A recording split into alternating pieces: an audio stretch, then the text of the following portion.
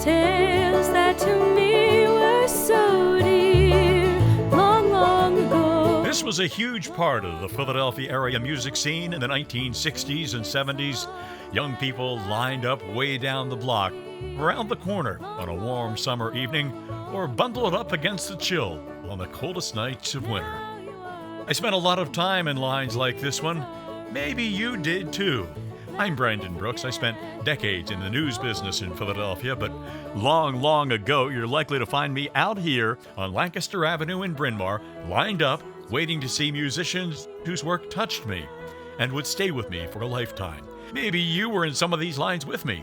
If so, this is our story, yours and mine, of the Main Point.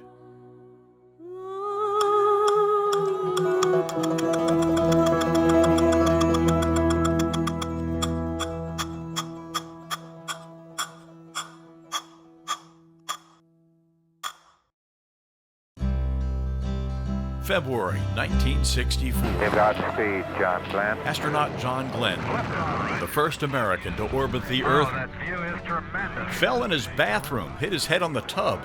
The injury he suffered forced him to abandon his run for the U.S. Senate that year. The Beatles, fresh off their appearance on The Ed Sullivan Show, saw their song, I Want to Hold Your Hand, hit #1 in the Billboard Singles Chart. And on a snowy night in the Philadelphia suburb of Bryn Mawr, Pennsylvania, a veteran entertainer opened a new chapter in the local music scene. Last night I had the strangest dream. It was the dream of a quartet of local music lovers. There was 4 couples, and 1 couple dropped out. They had found a place, but they needed more money, and I had inherited a little money, so I fit right into that slot, and very glad that I did. Jeanette Campbell was the mother of the Main Point. My name is Heather Fowler, and the mother of the Main Point was my grandmother. Grandma's hands clapped in church on Sunday morning. My grandmother was born Jeanette Orndorff Played a tambourine so well.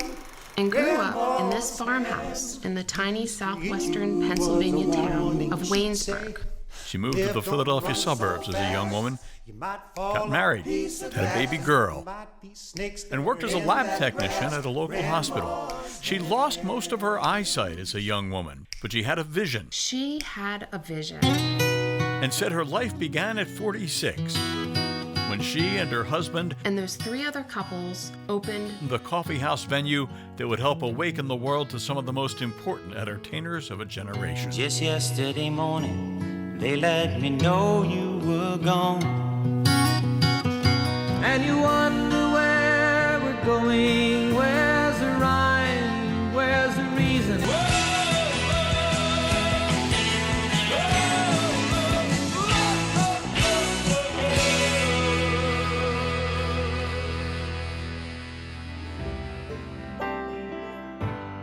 When I walked in the room where as I said, they had found the place, and when I walked in there, I knew I belonged there. And everybody said, well, you never make any money with a business like this. But I think my husband had talked me out of it finally. And then I woke up in the middle of the night, and it was like a voice said, stay with it, stay with it. So I felt that it was a real calling, and that was where I belonged. I loved the music, and I loved the people. I loved the audiences. They said we were the performers said we had the best audiences in the country. They called it You could hear a pin drop when the performer was playing. the Main Point. Oh well, we were just sitting around, and it just almost came to all of us all at once. It's the Main Point on the main line. The main line of the Pennsylvania Railroad that runs through Philadelphia's western suburbs. We thought that sounded good. Jeanette's vision came to life when folk singer Ed McCurdy climbed onto the tiny stage in a little room that would become a launch pad. Among the songs in his repertoire is one he wrote that became an anti-war anthem. Put an end to war. But in that first Main Point May, In rambled the troubadour Jack Elliott. I got the blues from my baby, let me by to San Francisco Bay. And weeks later, Después de la tormenta. long before he became a household name, Here's a medley of my hit. Come on, baby, light my fire. Whoa, mama. Jose Feliciano was the first Main Point performer to go on to international fame, but he was certainly not the last. My first show was Arlo Guthrie, and it was pretty amazing. Oh, well, I was, 18, 19 years old, and Cat Stevens was sitting there at the piano and at the guitar and with the long, dark hair, and I was in love immediately. And I remember being in the basement and meeting James Taylor. And the artist, my first week there was Gordon Lightfoot, who was great. George Carlin was there one time, and you know the seven, don't you, that you can't say on television? Yeah, I got to open for Bonnie Raitt.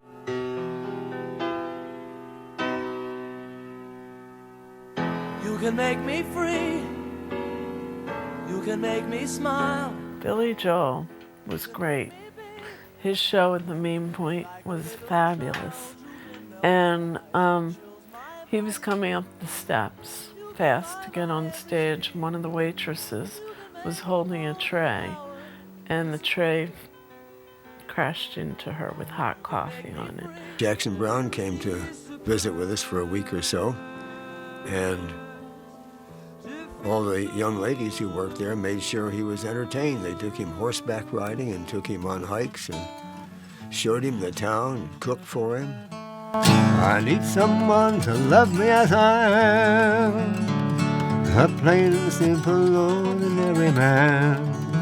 Emmett Robinson was a 20-something folk singer, All that I can be. managing this coffee house on the Gulf Coast of Florida when he decided to come home to Pennsylvania in May of 1965. May not be real handsome like all those movie stars. So I walked into the Main Point this first time, and Dave Van Ronk was on stage. After the show, he went looking for someone to talk to about a job as a performer. And there was this nice lady toward the kitchen.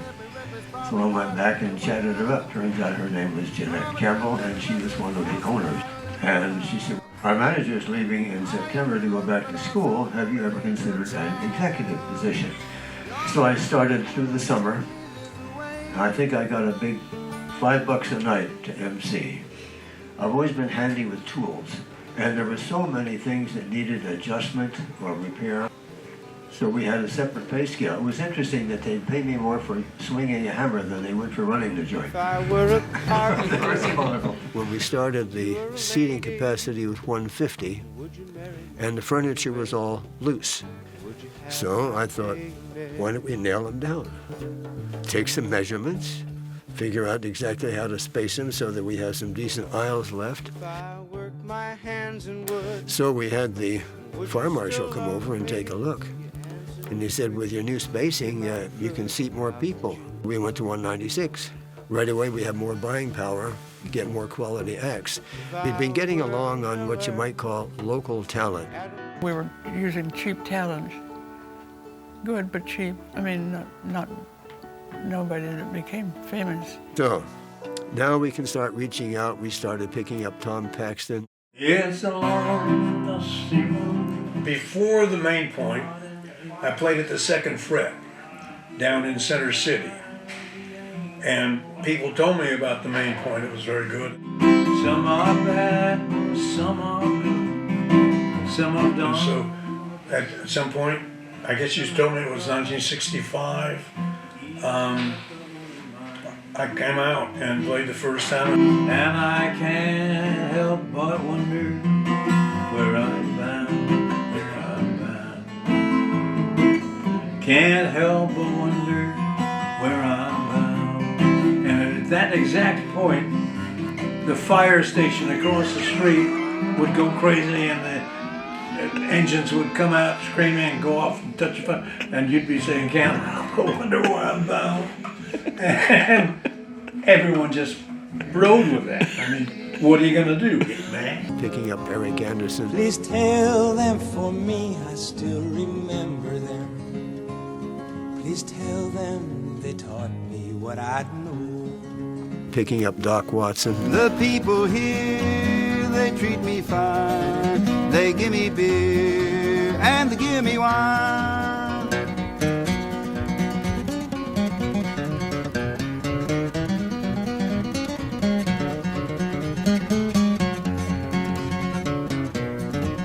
Michael Cooney. I've got the worry blues, oh, I've got trouble on my mind. Of course, Tom Rush. And she got the urge for gold when the meadow grass was turning brown. The Main Point was part of what I consider to be a family of clubs. You know, there's sort of a circuit that you can go out and play. And I don't think the Main Point could have existed in isolation because, you know, people needed more than one place to play. You know, you have to be able to play more than once a year to make a living. Give a cold, triumphant shout. But we didn't get the profits that we needed. We needed more income. We needed to attract even more popular acts. So one night we had this great idea. Why don't we hire somebody who's actually being played on the radio? What a novel idea. So Bill and Jeanette looked around. Then we hired, I think it was Buffy St. Marie. We figured we'd make money on her. He's 5'2" and he's 6'4". So we took a deep breath, laid out $1,000 and hired Buffy St. Marie for a Thursday through Sunday booking. We put the name in the window, and the line started at the door and went around the block. And we looked at each other. Duh. So this is how you do it. He's the universal soldier, and he really is to blame.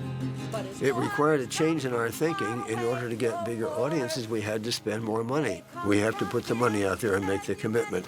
And it worked. And brothers, can't you see? This is not the way we put an end to war.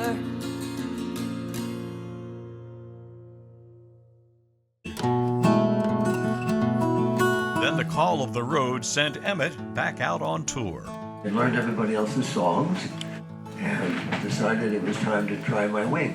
There's a lesson too late for the learning. It was gone about 14 months, I guess. Constant travel, 40,000 miles. Made of sand. That's when Massachusetts native and Villanova University student Larry Ahern showed up in Bryn Mawr. Right down the street from Villanova was this club, the Main Point, which I saw a flyer and I said, holy Toledo.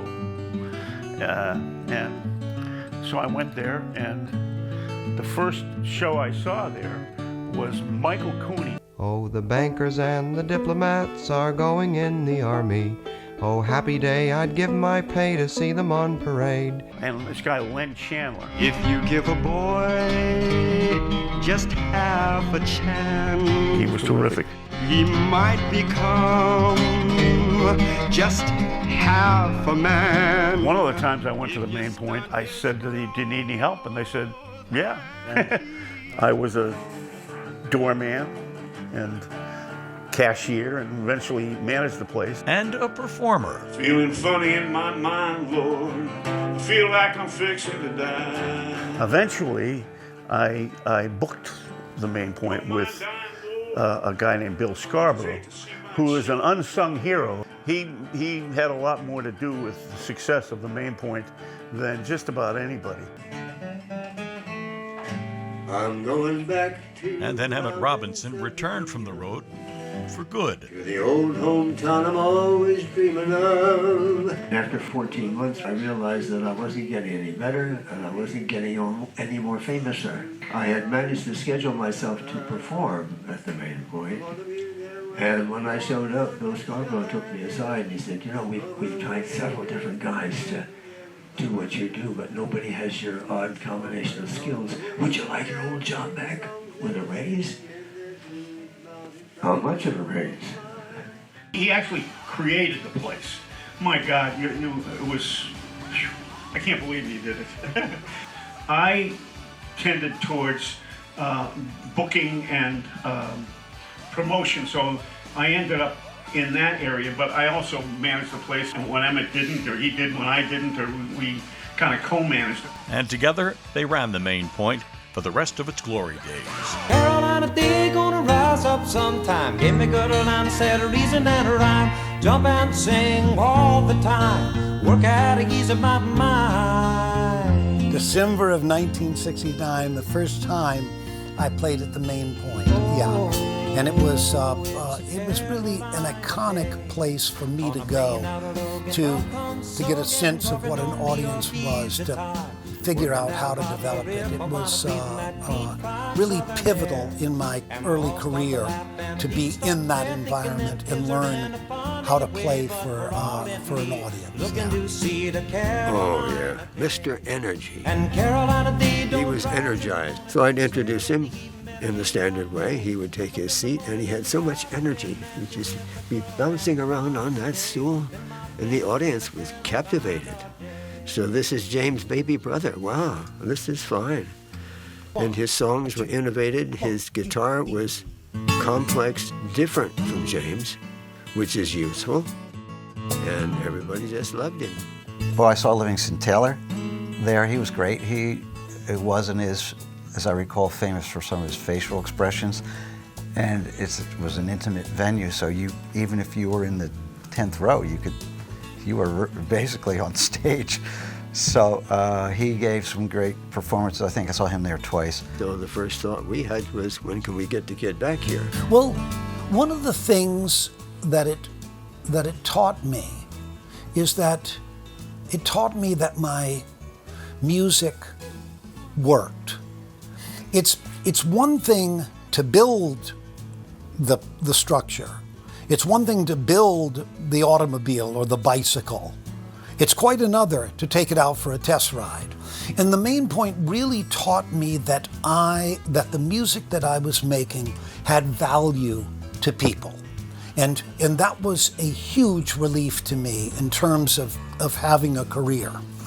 It was also a place of comfort and familiarity where I could go re-groove myself, because I played there enough times that I was able to have a bass feeling, a solid bass it gave me, and then I'd be able to leave the Main Point and travel out into the wilds of wherever, and then come back and recenter.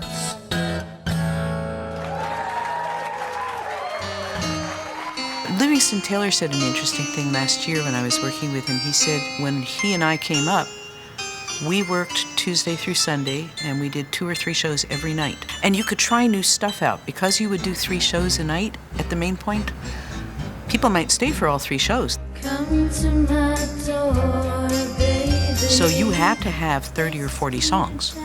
If you didn't have 30 or 40 songs, you would repeat your set, and that would be embarrassing. They're a very knowledgeable audience. After she had the big hit, I Can't See You Anymore, remember that big hit she had when she was, I think she was 15 or 16. She would come to the Main Point a lot. She would always come to see Odetta. There ain't no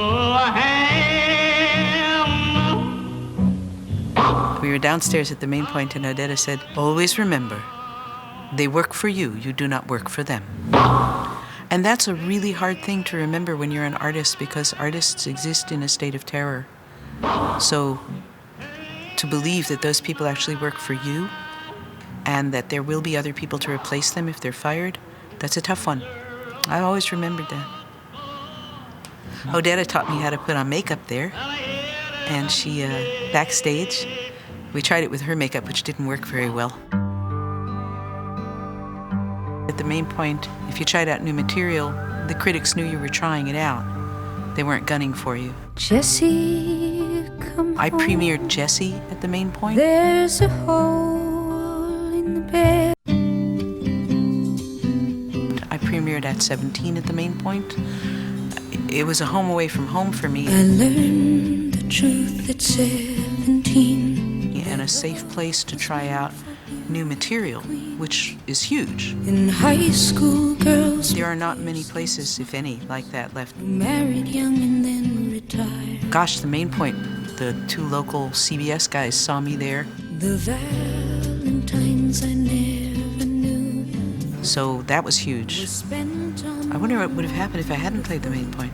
I don't know. At 17 I learned the truth. When she revived her career with a hit called At 17, all of a sudden she was a big thing again, and she did, I think it was a 4-night, 8-show or 10-show run, and after Sunday night, they were outside in the back packing up and just about ready to leave, and I ran out and said, "Oh, we forgot to pay you." And she said no, and she left. I was raised very strongly to believe that when people do good for you, you're supposed to do good back. And you're supposed to make that a lifelong commitment. The Main Point was very good to me. And for that, I will always be forever in debt to Janis Ian. Extraordinarily generous, wonderful things she did. They only get what they deserve.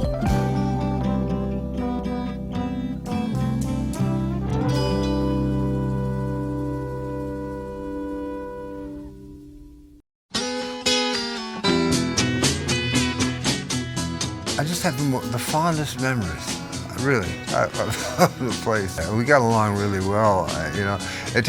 That was in '67. I didn't even make a record until almost '71. Have you seen my baby?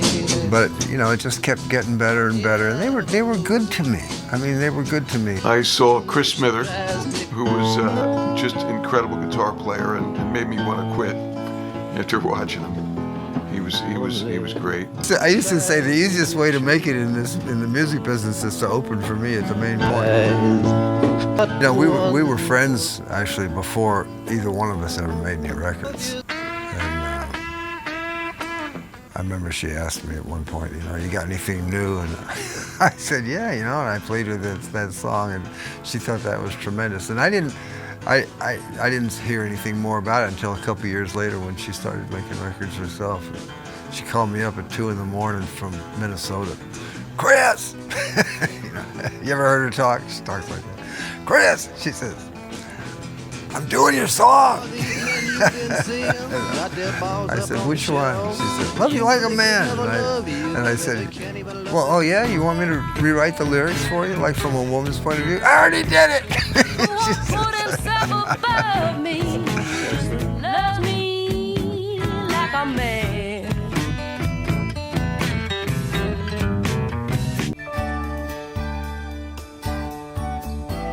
Well, it's first time love giving you fever. I'm singing about. I started as a guitar player for various musicians, and the first time that I was at the Main Point, I was playing guitar for Jerry Jeff Walker. I remember one of the first times that I played the Main Point, I got off the Paoli Local, which was the train that you took to Bryn Mawr from the 30th Street station. And I walked to the Main Point. It wasn't a long walk, and on the way I stopped at a place that had greeting cards and newspapers, and I bought a newspaper. And there were a couple of young kids there who pointed at me. I had hair to my shoulders and insisted I was Tiny Tim, which I hated. I think the first time I went down there, it had to be 1966, 1967. I don't want a pickle. Because I had just bought a car Just wanna ride from Pete Seeger's son, which was a red 1957 MGA. And I remember going down to the Main Point, parking it around the back, came out after the show and somebody had written some hearts in the dust and stuff like that. And I thought that was pretty cool. I remember the first time going in there, it was like, oh, this is nice, you know, I smell the coffee and, you know, the brownies are cooking and this should be a lot of fun, you know, and it was. Everybody knows her, she's the one to love. I played with some people in there that went on to great things. Sunshine, go away today. Played with Bill Withers. Ain't no sunshine when she's gone. I can't remember to this day whether he opened or I opened, but we were on the show together, and I remember being in the dressing room showing him a couple of things that he could take on stage with minimal rehearsal. because he didn't, he was new Lean on me at playing in front of people. when you're not strong, and I'll be your friend. Rain or snow, people stood in line. They wanted to see these performers. They drove for miles to come to see them. So they'd stand in line for the second show.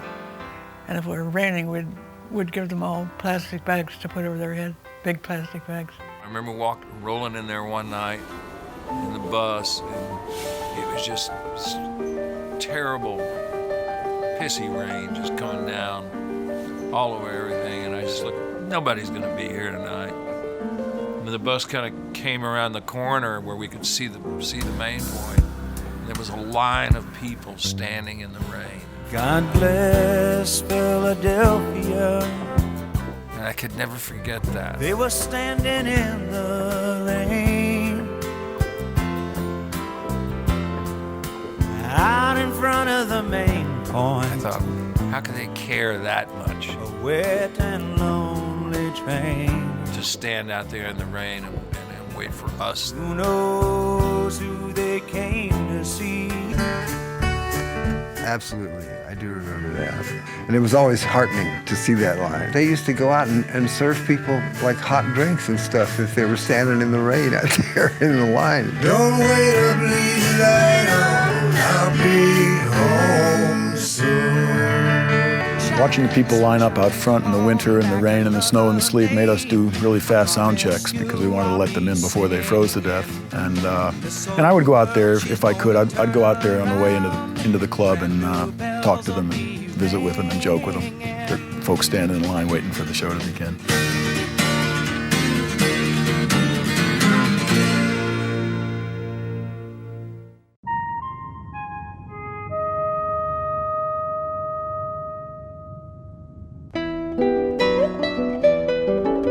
I had been going to Villanova at night, and I heard about the Point, and I went. The Point had some really big names, and you get to see these people and actually meet these people. I mean, I saw and met Tom Paxton. The airline ticket reservation counter lady is a very special friend of mine. And he was always a hero, and then afterwards he was just hanging around, and so I got to chat a little bit with him. He is I think one of the most clever and productive songwriters of the 60s. Whose garden was this? He was just a phenomenal talent. It must have been lovely. Some beautiful songs too. Did it have flowers? I've seen pictures of flowers, and I'd love to have smelled one. Phil Oakes. And now he's bound for a glory all his own. In fact, I'd written some songs and showed Phil Oakes some of my songs, and he sort of spit on the floor. He wrote and he sang and he wrote And on the rails. subsequently, I think I would have spit on the floor too. In America, you get food to eat. My first show was the most memorable. Won't have to run through the jungle and scuff up your feet. I was a teenager. I was in love with Randy Newman. You just sing about Jesus. He was cute, tassel haired and the nerdy glasses. It's great to be an American. So I talked my sister and her boyfriend into taking me. I was so excited. I was just like, my leg was going up and down. I couldn't wait for it to start. When's it gonna start? And then they came out and said there was an opening act. And I was like, they're making me wait longer. And with some local guy, completely unknown. And he comes out and he sings this song, Operator. Operator. And it was Jim Croce. And by the end of the song, I didn't care if Randy Newman ever came out.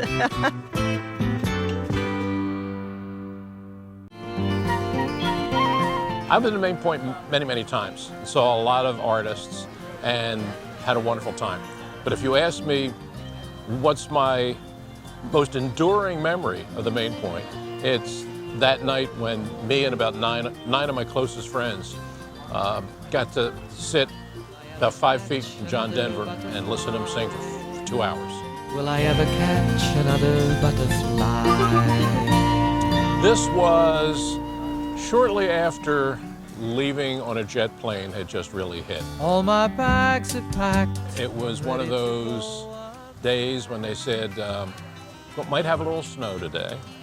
We wound up with over a foot. And it's getting colder. And there were about 10 of us. And we all were kind of scattered at these different tables. And John Denver came out and sat on the edge of the stage and said, come on, everybody just get all together. Get in a couple of tables and we'll just have fun. And that was what it was. So you speak to me of sadness. I mean, he sat there and he played for a group of about 10 people and did an absolutely wonderful show. And the dreams that have escaped you and the hope that you've forgotten. He did a full 2 hours, did everything in his songbook and then some, and thanked us all for coming out. And then we all went outside and found our cars buried under about 2 more feet of snow. Oh, yeah! I remember one night in particular, Tom Paxton was playing. Bottle of wine, fruit of the vine. Eric Anderson was opening, and they wanted to know where they could go grab a bite to eat. And I had mentioned if they wanted some good burgers, they could go to H.A. Winston's up the street. And they said, okay, great, why don't you come with us? So I walked up the street with them, and we sat and had dinner, and just talking with them. They're both really nice guys. I was a sophomore in high school, I think around '66 was the first time I went to the Main Point. I was a big fan of the Stone Ponies, and they were playing there. And I went by myself, I think it was a Sunday night. The rain doesn't fall on me anymore. So I'm sitting there, and there's this nice, attractive woman sitting next to me, and we're chatting and having our brownie and coffee. And she gets up after the opening act goes, and I said, where are you going? She says, I'm on next. So I had been sitting next to Linda Ronstadt there before she went on with the Stone Ponies. You and I travel to the beat of a different drum. Or can't you tell by the way I did not get her number, but it seems to me she said I could come down to the dressing room afterwards, you know, so I went down and met some of the other people in the band.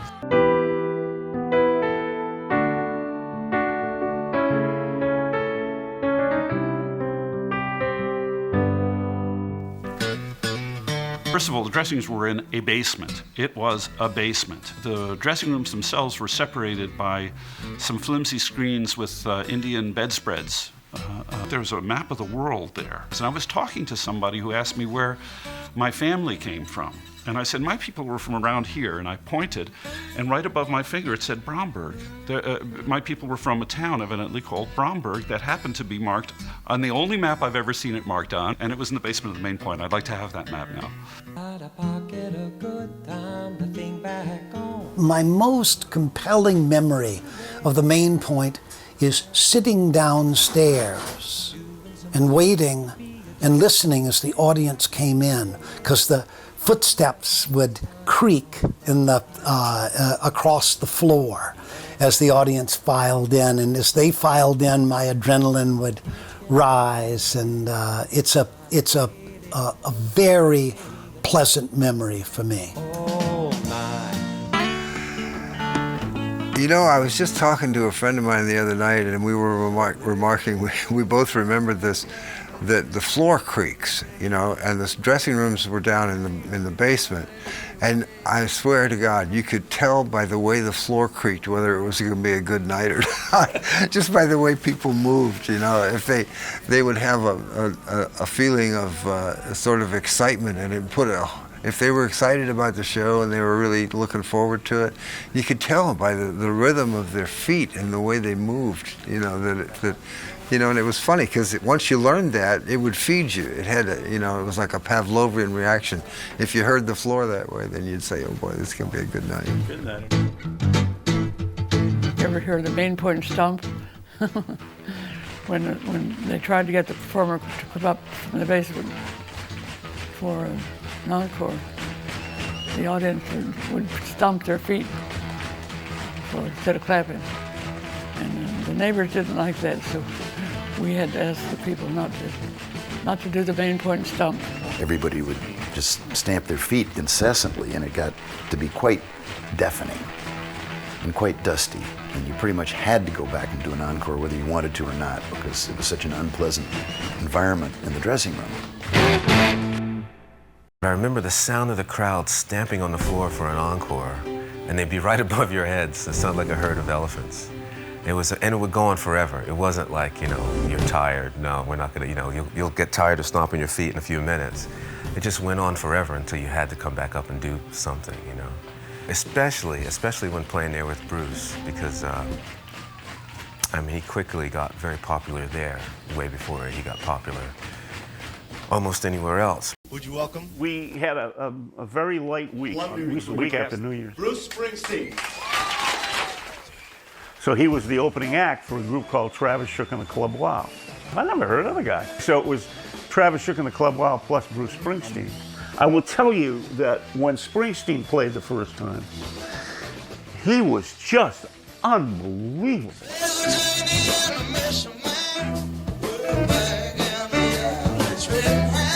He was playing the main point, and I said, I gotta go see this guy. And I couldn't believe it. I mean, he was a force of nature. Yes, on Hazley Davy, he got really hurt. He ran into the lake in just his socks and a shirt. I don't think it got much better than that. Me and Crazy Janie was making love in the dirt, singing our birthday song. You could feel his pulse 10 feet away. I mean, he was so good that it just brought my experience of seeing things to a completely different level.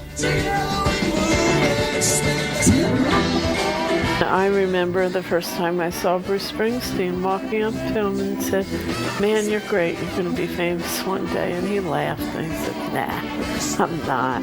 I don't care." Bring us some of the other guys. I had skin like leather and the diamond hard look of a cobra. I was with the whole band when they first heard themselves on the radio. I burst just like a supernova. And it was Ed Shockey I could walk like Brando. playing it on WMMR. Dance just like a Casanova. They were staying at my house and they were like, "Oh my God." They were so excited, we were out on my driveway in the car. I had the radio on and they were jumping up and down. One night during one of Springsteen's shows, there was a young lady in the audience who was so frenzied by the music, she started taking her clothes off. Well, it's not my place to get in the middle of her means of self-expression, so she got about halfway there. So at the end of the show, I happened to be at the front door watching the guests leave, and along comes the young lady in question, now properly attired. So she said on the way out, she said, "Oh, thank you so much for the show." And I said, "We thank you for yours as well."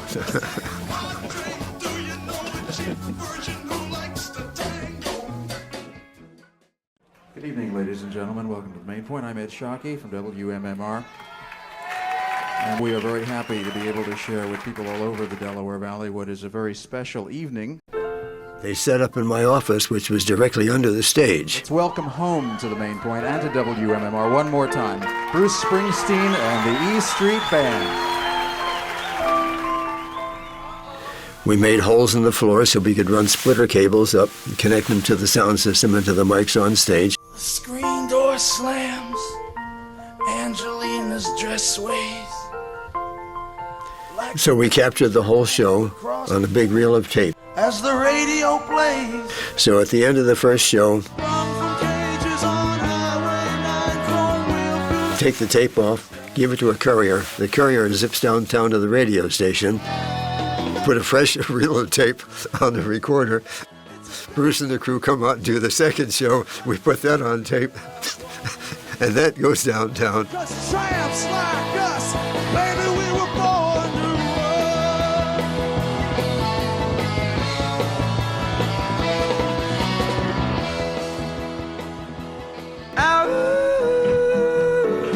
One night, Jackson and David are on stage playing. Seen Bruce Springsteen walking all by himself. Somebody comes in the back door and walks up the center aisle, gets up on stage and starts playing along on the piano. And it's Bruce Springsteen. The guys who brought the Werewolves of Bryn Mawr. Yeah, I just want to hear the Werewolves of Bryn Mawr one time.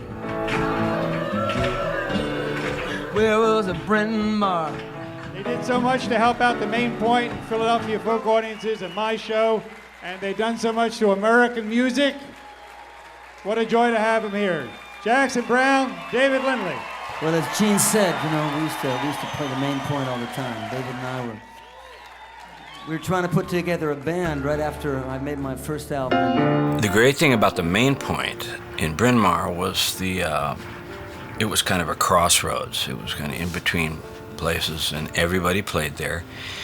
And the people who ran it were wonderful, and all the staff were great. Looking through some photographs I found inside a drawer, I was taken by a photograph of you. And the audiences were fantastic. There were one or two I know that you would have liked a little more, but they didn't show your spirit quite as true. We played there as much as possible. The Main Point is one of the first places I ever saw a line down the street to see us play. Thank you all very much. It's David Lindley. Thank you all for coming. Jackson Browne, live from the Main Point on WMMR.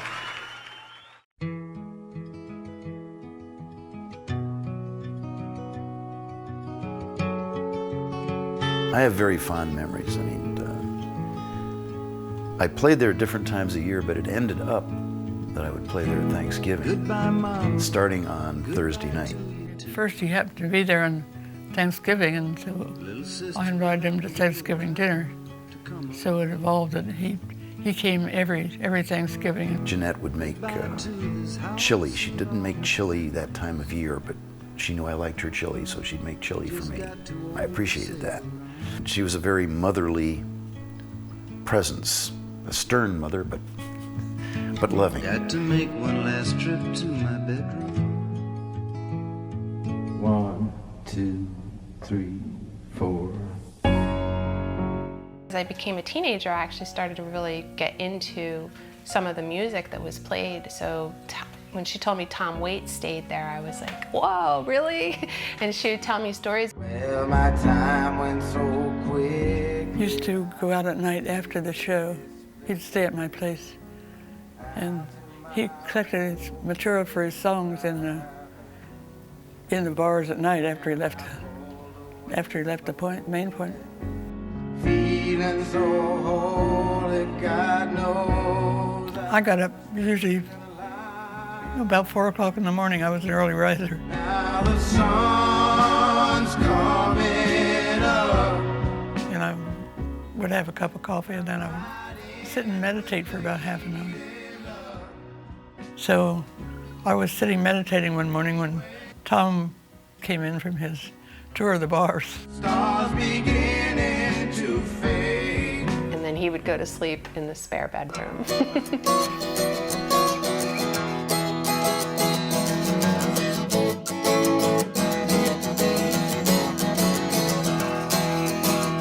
Woke up, it was a Chelsea morning, and the first thing that I heard.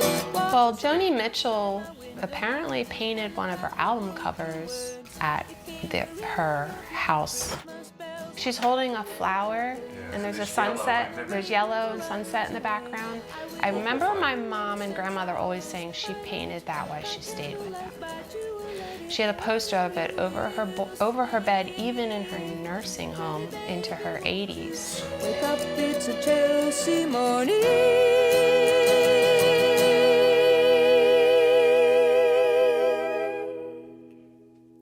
I'd like to do a tune with the fellows here, one from the new album, Good Deal, Doc Watson in Nashville, or whatever they want to call it. It's a tune called The Girl in the Blue Velvet Band. Doc Watson will always be my favorite. I felt like he was a real friend or family member. One night while out for a ramble. I remember Doc Watson because they were close friends. I do remember him being in our living room, and I remember, knowing he was blind. They were close. On her face there was beauty of nature. And he came twice a year. And if I was feeling low, if Doc Watson came, I got over it. Cupid, draw back your bow. You're the devil in disguise. A long, long time ago. Yeah, they loved the Main Point waitresses. The performers said, I guess because they were friendly, loving. And I knew if I had my chance. And I find it interesting that a number of the artists that played the Main Point married Main Point waitresses. So bye. Don McLean, American Pie, Don McLean, he married a Main Point waitress. The Main Point had the prettiest waitresses I ever saw in a coffee house. And they did. And they didn't really pick them out that way. The main line was loaded with pretty gals. Well, I hope that I don't fall in love with you. Tom Waits used to go around with a Main Point waitress. My girlfriend at the time had just lost her mother. Falling in love. My mother took her in, and she was living with us. And her boyfriend was Tom Waits. Well, the music plays. One night I came home. The apartment was dark, and Tom was in the apartment talking in the rocking chair. I said, Tom, who the hell are you talking to in the dark? Claude. I had a little poodle. He was telling the poodle the facts of life. Tom Waits was great. And I hope that I don't fall in love with you. I think that the most interesting time I had there was in 1969. Wise man. Because I had just met this wonderful girl in the Troubadour in Los Angeles.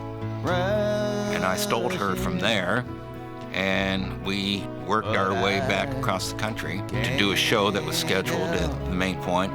Falling in love with you. We've got to find the And answer. Jim and Ingrid Croce were opening the show for me that night. And while we were down in the dressing room, which was underneath the stage, this beautiful girl said, I don't know how to tell you this, but we're going to have a kid. And I said, fabulous. And we're going to move to the country and raise some kids. And sure enough, that's exactly what we did. Can't help falling in love with you.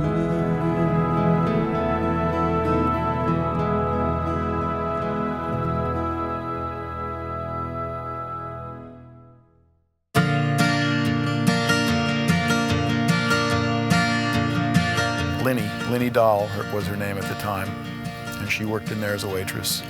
Fill your cup. And we met, and she offered to put us up at her house in Phoenixville. And so we'd all troop out there after the shows, and she would take care of us and feed us and, get us ready for the next show. And it was very nice, very nice. And then years later, we ended up becoming friends, and we ended up being married in Nova Scotia. When I need you. I believe in actual. I am married to a woman that I met at the Main Point. I was 23 and she was 13, and she came with her sister, and I met her there, and then she would come to shows, and we became friends. We both went on and led separate lives. My first wife, Maggie, and I separated and divorced in 2003, and Gail had separated from her partner in California, and she'd come to Boston. We connected then and became better friends, and ultimately moved in together and ultimately got married. Thank you, Main Point. Yeah. There you are again.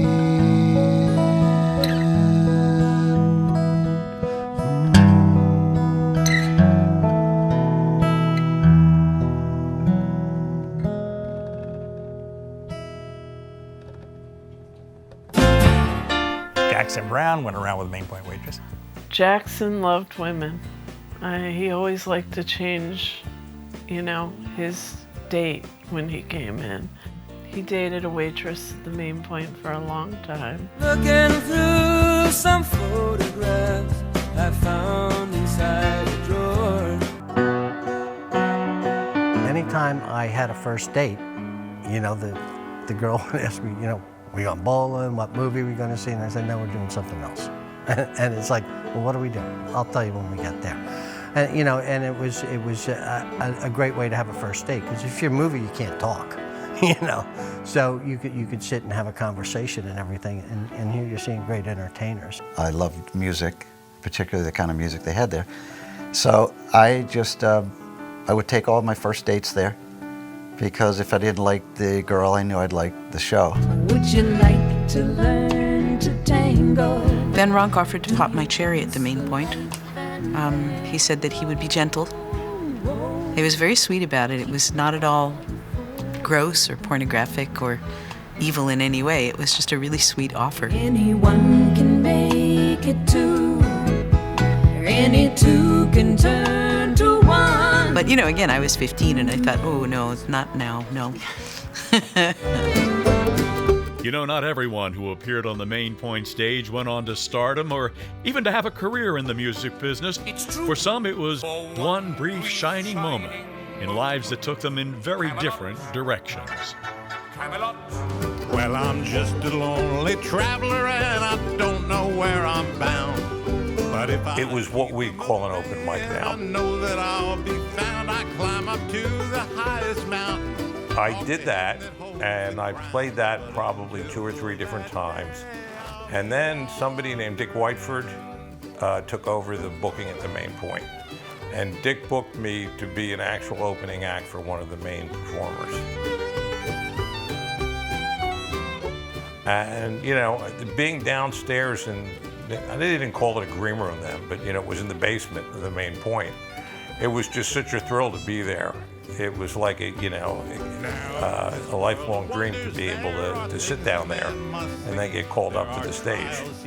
So it was a wonderful experience. My only regret is that I didn't take a picture of the window in the front with my name on it. The ancient wounds have almost healed. I got to play a couple times. Gratitude is what I feel. Well, first of all, the Hoots, which were always great. They had something on Saturday afternoons, and you would go and sign up and wait your turn, and you get to do 3 songs. Just how lost can one man be? I'd never performed out. I was really nervous. I only knew 2 songs at the time, so I did those. The second one, I just blanked, forgot it. So at some point, you went from doing the Hoots to also to playing. Right. You were an opening act at some point. I was an opening act I think 4 or 5 times.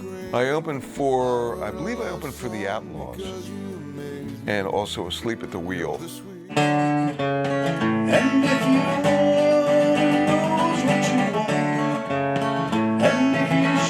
Many fond memories of the Main Point, beginning in 1969. I moved here from college in New Orleans to start teaching at Episcopal in 68.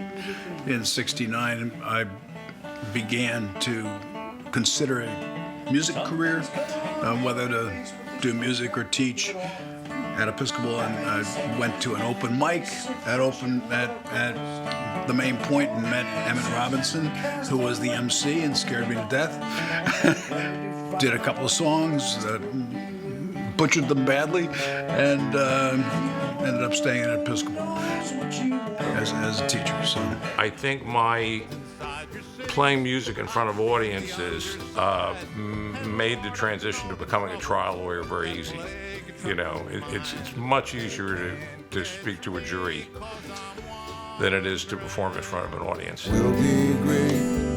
I met some of my lifelong friends, and I would say the majority of my friends I met through the Main Point. Maybe they came to a hootenanny, just people that I never would have known if I hadn't met them through the Main Point.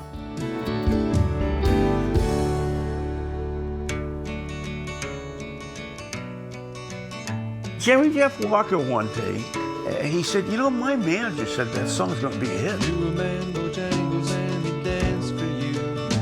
That Mr. Bojangles. But, you know, it was all right, you know. It was a hit. Mr. Bojangles.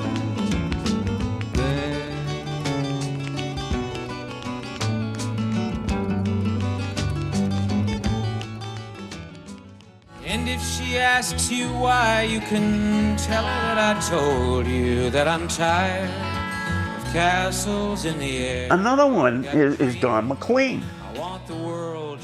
He would come through, but he said, you know, my manager said that song, you know, American Pie is going to be a hit. So bye-bye, Miss American Pie. Drove my Chevy to the levee, but the levee was dry. Still, of the 20th century, it's probably one of the biggest hits of the 20th century. Yeah. Singing, this'll be the day that I die. The music business started to change a bit because you would never see a Main Point artist on the Billboard Top 100 hits. And all of a sudden, one day, I pick up Billboard, and there's Jonathan Edwards. Sunshine, go away today. And that one.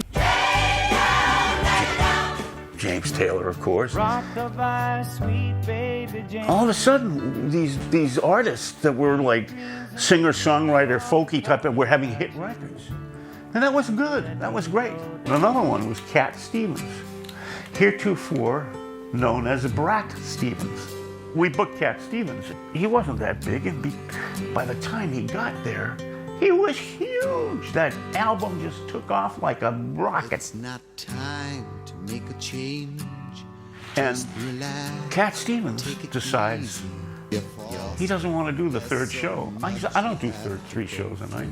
And Emmett brings out the contract and says, well, you know, it says right here, you know, I just don't do them. I'm not doing it. You know? So this is at like 9 o'clock on the Friday night. And I've got the second show in, and I've got a line of people a half a mile long out the door. But Jonathan Edwards was back in the kitchen. He was a friend of ours, and he eventually married the woman, Linnie Dahl, who was our kitchen person. Hey, Jonathan. We gave them Jonathan Edwards. To his absolute credit, not one person left that venue, and they loved it. So thank you, Jonathan, who is now still performing, and he's just great.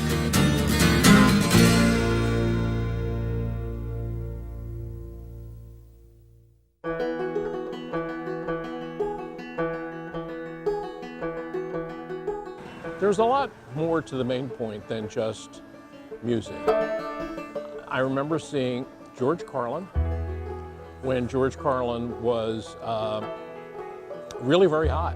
There are some words that we just have decided we will not say all the time. He packed the place, and he came out, and he was really, really good. And the thing that I remember about his set was, and this happened a lot if you were at the Main Point, right in the middle of one of his big jokes, the fire alarm from the station, firehouse across the street, went off and started whoop, whoop, whoop, whoop, whoop.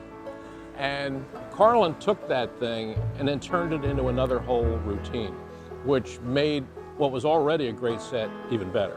Also, Jay Leno was there one weekend, which, of course, being with the Main Point, that was his guarantee to future success.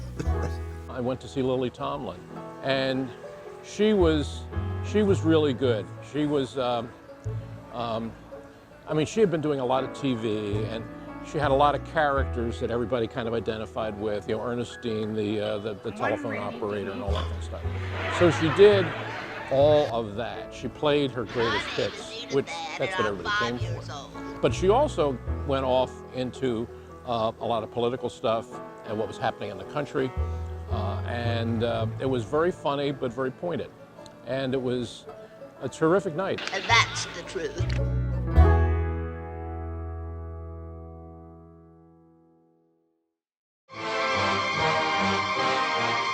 Jeanette was a good cook. She could make all kinds of goodies.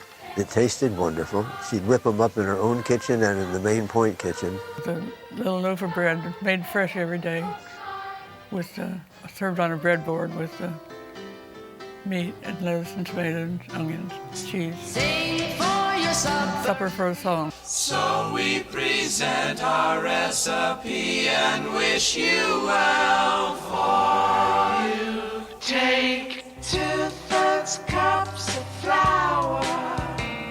And they loved the brownies. They loved the gingerbread. I made it fresh every day. Gingerbread with whipped cream. Egg and then get on 2 squares of dark chocolate. Brownies became famous all the way to California, carried by the performers, the managers.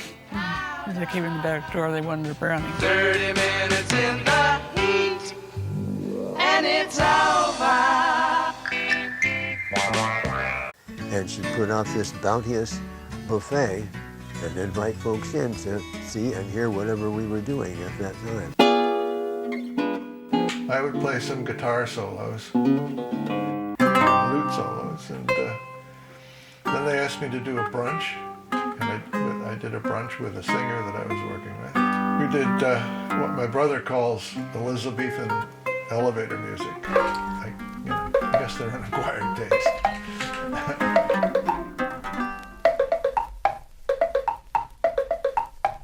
And coffee every night. Ran down the fire escape stairs and turned on the water for the coffee. Sometimes I forgot to turn it off. We had a flood. In many ways, the Main Point was a family business. My mom, Susan Campbell, worked there too, selling tickets and running Beside the Point, the records, plant, and craft store next to the auditorium that featured the work of local artisans.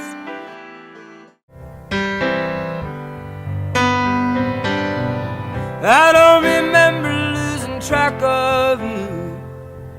You were always dancing in and out of view. I must have thought you'd always be around.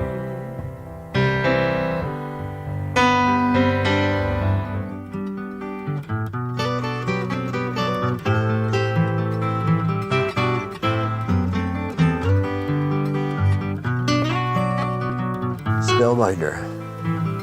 His songs were so very, very personal. Operator, won't you help me make this call?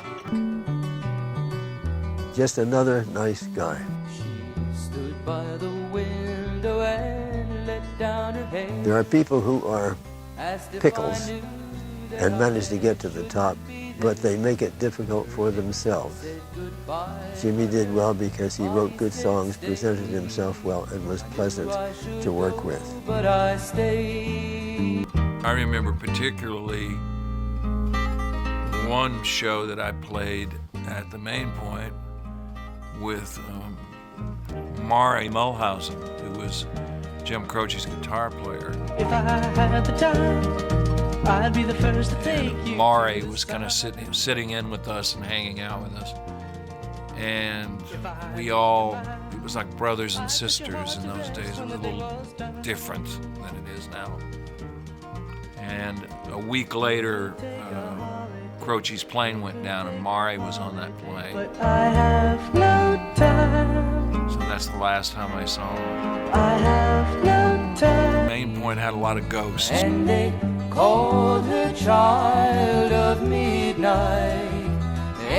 More than 50 years after we lost Jim and Maury in that horrific plane crash in 1973, people still come by to pay their respects and leave behind a traditional stone or coin or not-so-traditional doobie at his gravesite, 17 miles from the Main Point stage, and about the same distance from this farmhouse in rural Chester County, Pennsylvania, where Jim wrote Time in a Bottle, an operator, You Don't Mess Around with Jim, Bad, Bad Leroy Brown, a house full of photographs and memories, like the photograph that wound up on the cover of his breakout album, taken as he stood inside this 8-person outhouse on the farmhouse property, just a stone's throw, by the way, from the go-kart track that inspired the song. Oh, rapid roar, that stock car boy, he too much to believe.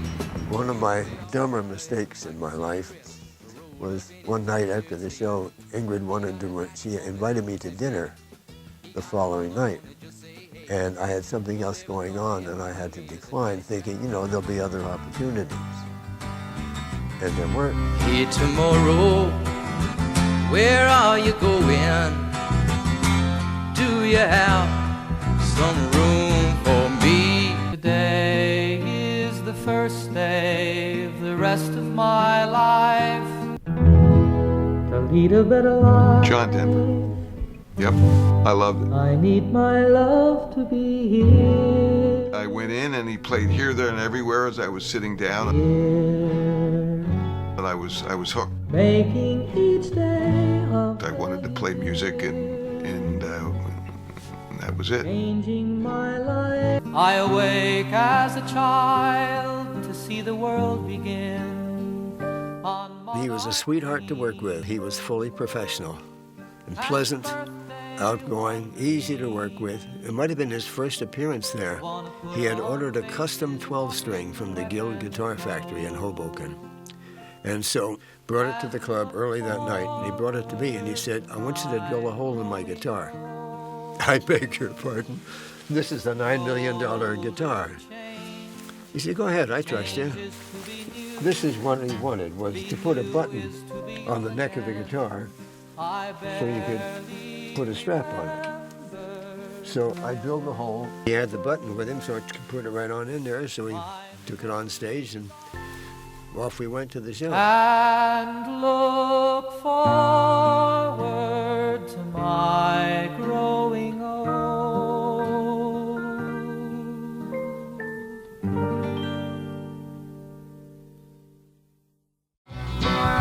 Ever since Arlo recorded this song in '72, I can work. He was a showman. Above being a good musician and a songwriter, he knew how to present the material and capture your attention. Riding on the city of New Orleans, Illinois Central, Monday morning race. There's 15 cars and 15 restless riders, 3 conductors and 25 sacks of mail. I remember Steve Goodman's father died while he was playing at the Main Point. Somebody called him, it was from Chicago, to tell him that his father had passed away. Heart attack was sudden. I miss my old man tonight. That Steve had another show that night. He had already done one, it was Intermission. And he went out on stage and he did not say one word about his father. But at one point, he just said, "This is for my dad." He could look you in the eye and sell you a car.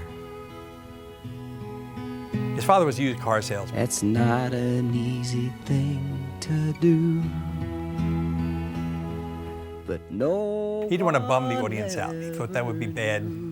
That bad showbiz. It would be not a good idea. It would make everybody uncomfortable and make, So he didn't say a word about his father's passing.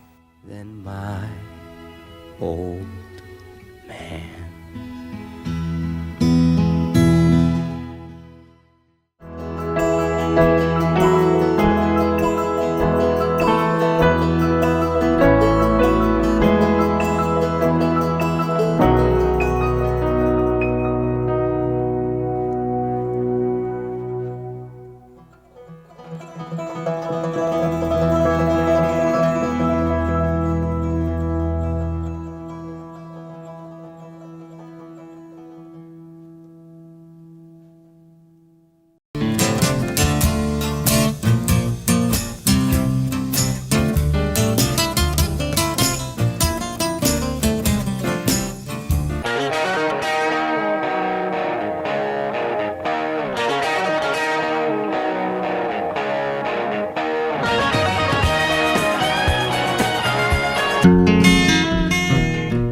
lot of the record companies would send us free albums so we could check these things out.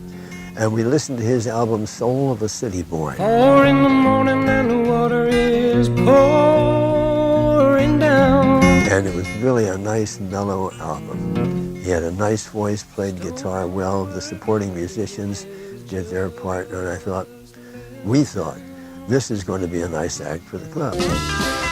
We thought we were booking an acoustic act. 4 guys showed up. It's an electric band, and we hadn't expected that.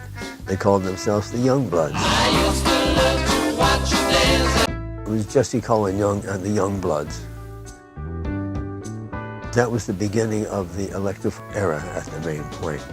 Come on, people now, smile on your brother, everybody get together, try to love one another right now. It was the intensity, the volume of the music that didn't go over well. Remember, those days were very acoustic. Tom Paxton would work a single, Dave Van Ronk, Doc Watson. They all worked alone and they played acoustically. Suddenly we have this very loud group. And it was culture shock at Bryn Mawr. She's gone, Hall and Oates. Opening night. And they have enough sound to fill a 3,000-seat auditorium. So right away I'm aware that the neighbors are going to be complaining. So we had a little meeting in the dressing room. And I said, Darryl, John, we're getting complaints and we're afraid of being shut down. If there is a way to reduce the volume without losing the essence of what you're doing, that'll work out. Otherwise, I'll just write you the check now and we can all go home early. They did it. Most people are not that sensitive to situations, but these guys, they're professional. So we're getting complaints from Walter Swiss Bakery, from the hairdresser next door, from the apartments overhead, and I couldn't blame them. It was really loud.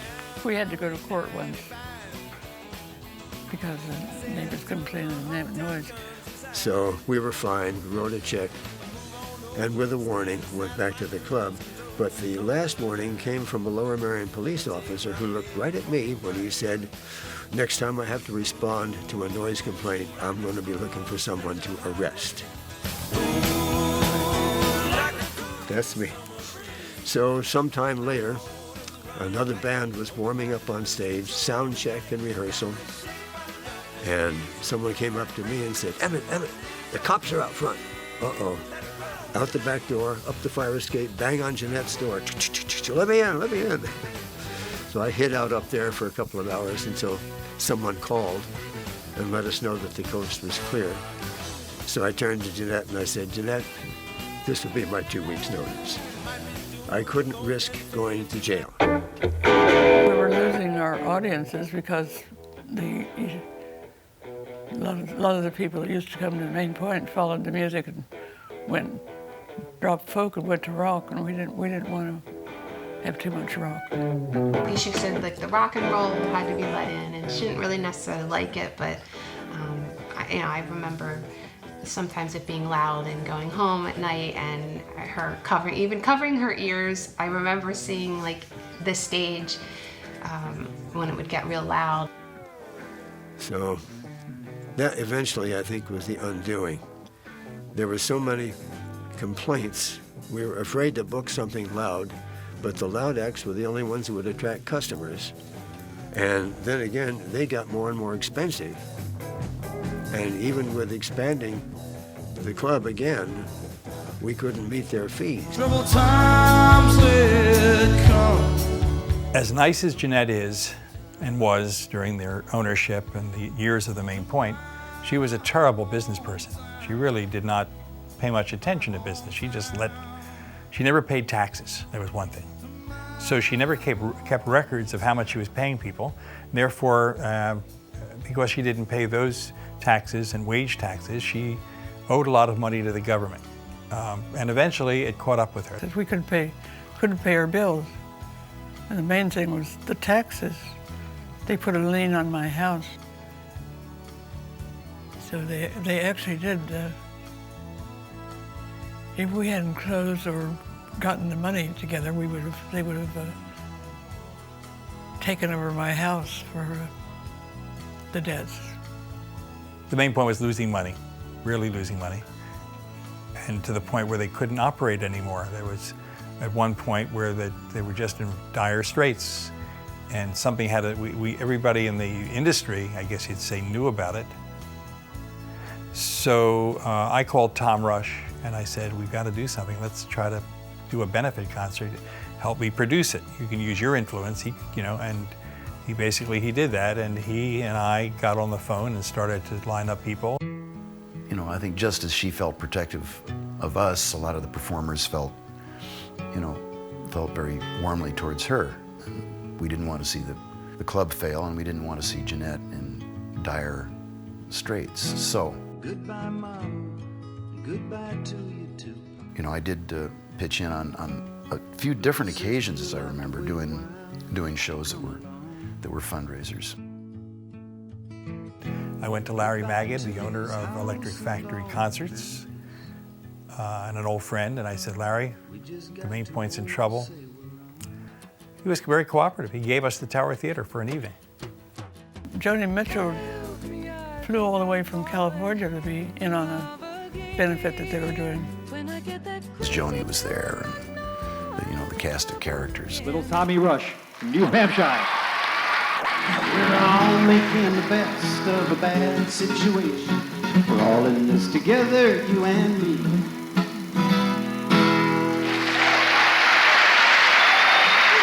I think the dedicate that to the Main Point, the audience, the players, the staff, all involved. Yeah. Dave Van Ronk and Melanie. Bonnie Raitt. Actually, we did 2 shows and we raised thousands and thousands of dollars that went right to the Main Point and enabled them to continue operating for another maybe 2 or 3 years. Jackson Browne called us and he said, do you have a week open? I hear you guys are in trouble. And he and David Lindley came and played Tuesday through Sunday, 2 shows a night for free. And those are the people who really put their money where their mouth is, Now the words have all been spoken. Springsteen came and played a night for us. And it got to a point where Bruce said to me, how many benefits can I do? Because they'll still be broke and out of money. When the Main Point was going to close a couple years before it actually did, I think it was like 3 or 4 years, they were thinking about it, and she would meditate about it.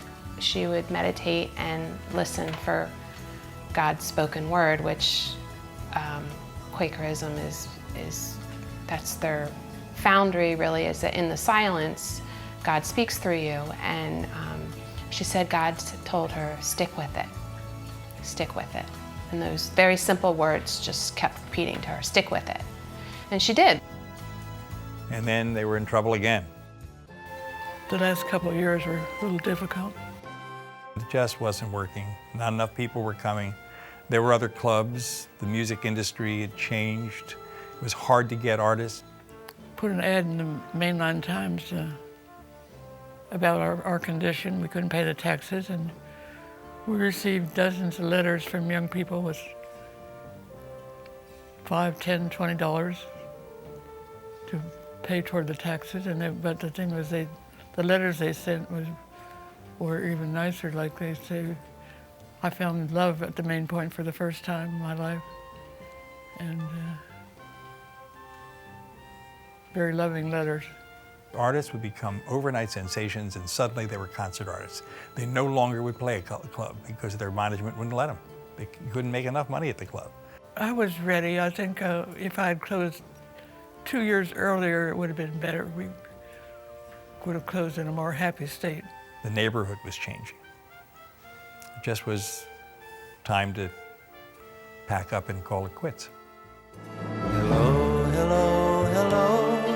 Is there anybody home? I've only called to say I'm sorry. The drums are in the dark. it seems that there are no more songs.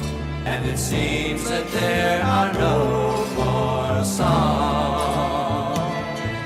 It seems that there are no more songs. It seems that there are no more songs.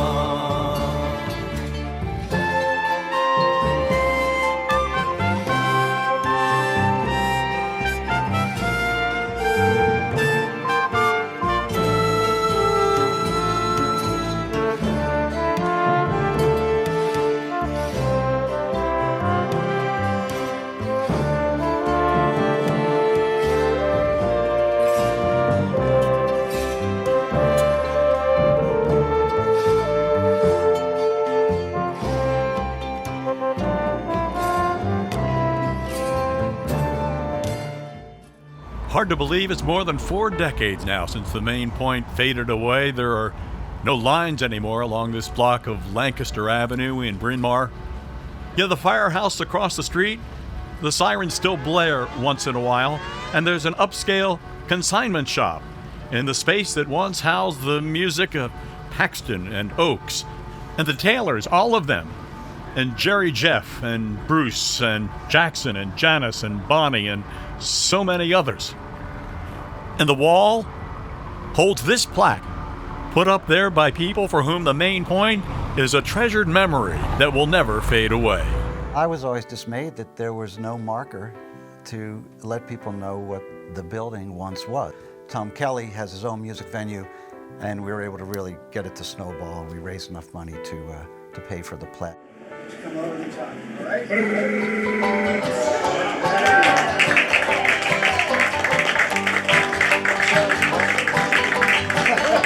Hey, congratulations!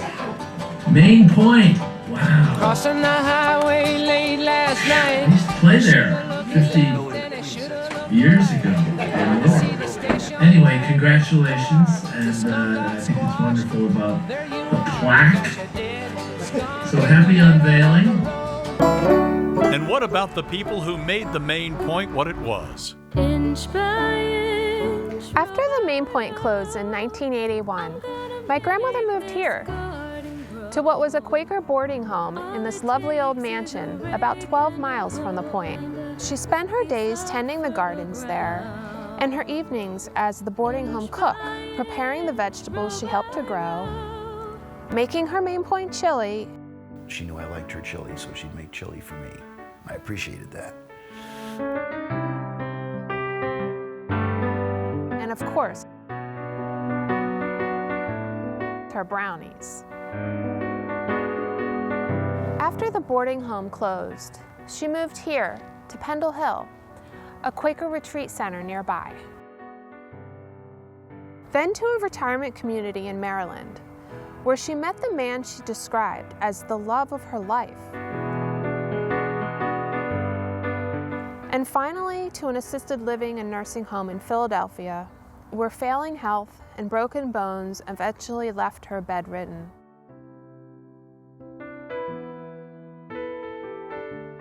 Dementia took her in October of 2006.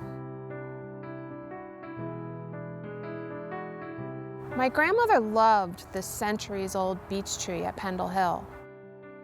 She had brought me here when I was a toddler.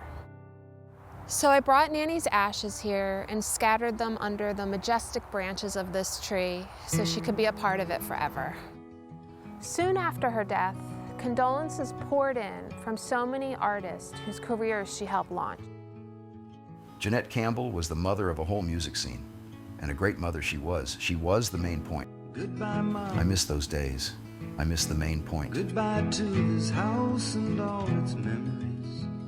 Most of all, I miss Jeanette. We just got to It was a blessing and a privilege to have known her and to have been a part of the Main Point family. Tom Rush. Got to make one last trip to my bedroom.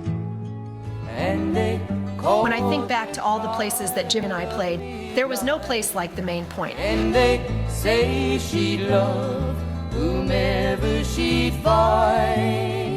Jeanette Campbell was one of the most genuine, unassuming, gentle souls I have ever known. and she stayed there. Please send my best wishes to all. Ingrid Croce. Hello, Heather. I am saddened to hear that your grandmother has passed away. I have wonderful memories of spending time with her and the gang at the Main Point. Just a half a mile from the railroad track. I will keep her and your family in my prayers. Love to all. Arlo Guthrie. I miss my nanny terribly, but I'm so proud of the life that she lived and the legacy that she left behind. She taught me to be independent, hardworking, to also be okay with the bad. But the main point of her life was the healing power of music. I know you leave. A group of us were talking, mostly older people, about age, what age we would like to be or what age we liked the best. I said I would like to be 50, because that's when the Main Point got started, and kept going for 17 years. So I'd like to repeat that. No regrets aside from that, no. No regrets. No, it was my life. It was great. No tears goodbye. Don't want you back. We'd only cry again.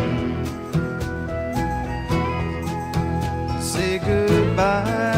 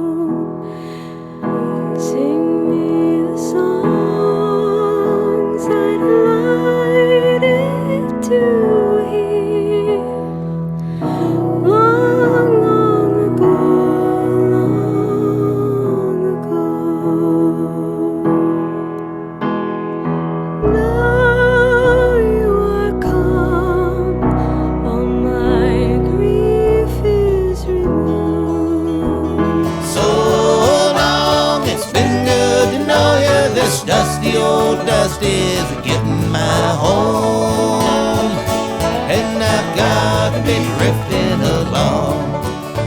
Stars, they come and go. They come fast, they come slow. They go like the last light of the sun all in a place. Oh, but I like to sleep late in the morning. I don't like to wear no shoes. I make love to the women while I'm living, get drunk on a bottle of booze. I know this can't go on. 'Cause I've been left for dead before, but I still fight on. Don't wait up, leave the light on. I'll be home soon. Gonna sit down in the kitchen and fix me something good to eat, and make my head a little high, make the whole day complete. 'Cause we're gonna lay around the shanty, mama, and put a good buzz on. To my friends, a thank you song for being kind to me.